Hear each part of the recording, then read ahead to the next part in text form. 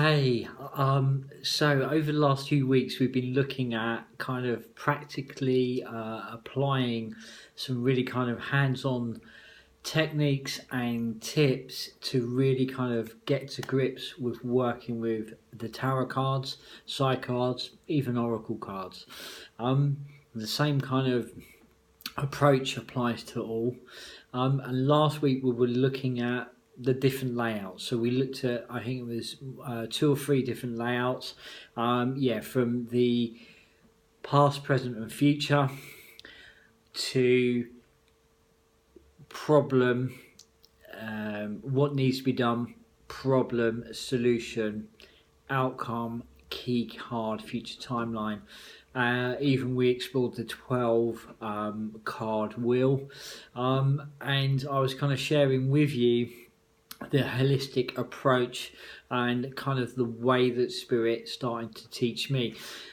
So where you are right now, if you've just kind of found this video, do go and find part 1, 2 and 3.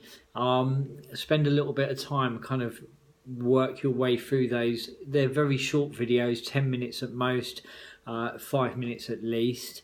And we're at a place now that the only way that you are going to move forwards with all of this is actually by turning the cards, by actually practically applying what we've kind of guided you with, what we've kind of stirred up some thought with. You know, Spirit always says to me, you know, the only way that you're going to ever develop this and ever grow this is by actually hands-on, by actually doing.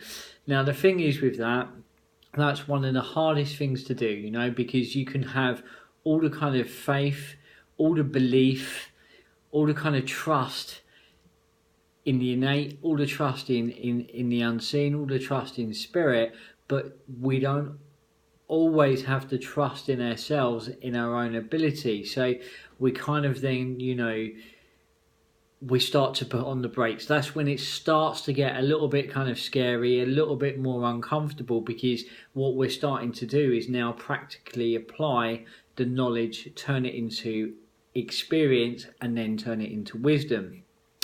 One of the ways that I really kind of encourage people to kind of approach this is to go and find a friend of a friend, someone that's absolutely willing to kind of, in a way, allow you to kind of read for them with no pressure. You know, at this level, in that kind of environment, in that kind of setting, it's not about, you know, am I going to make mistakes? It's all about kind of learning, growing, evolving.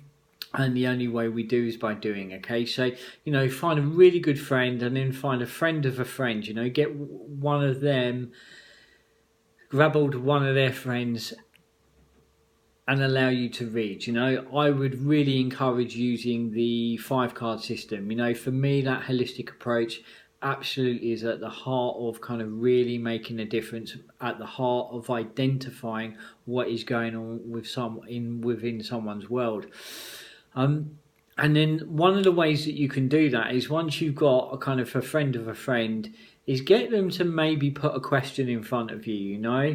So, you know, get them to kind of email, text, however, messenger, a question to you.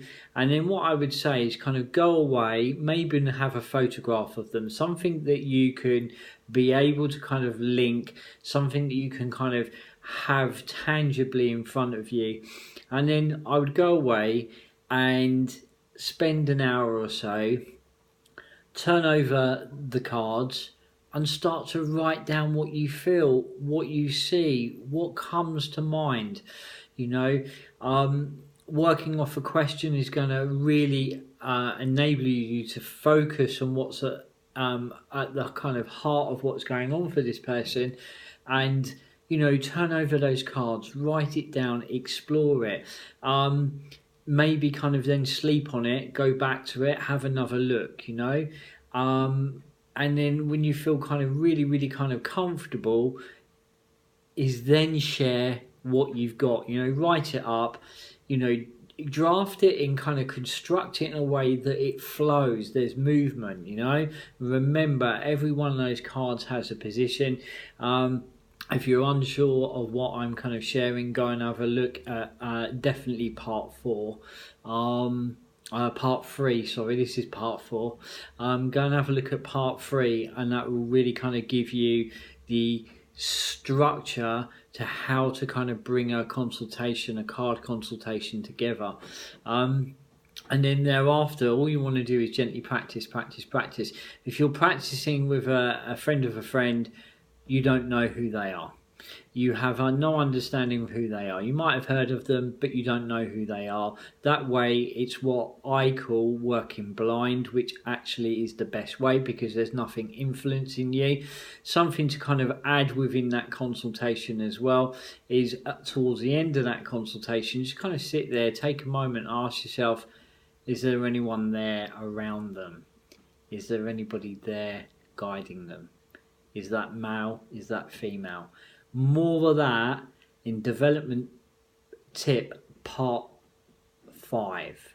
Okay, so part 5, we're going to kind of be then looking at how we can kind of take all of this and begin to kind of apply it in a holistic mediumship format. How we can start to move towards spirit communication.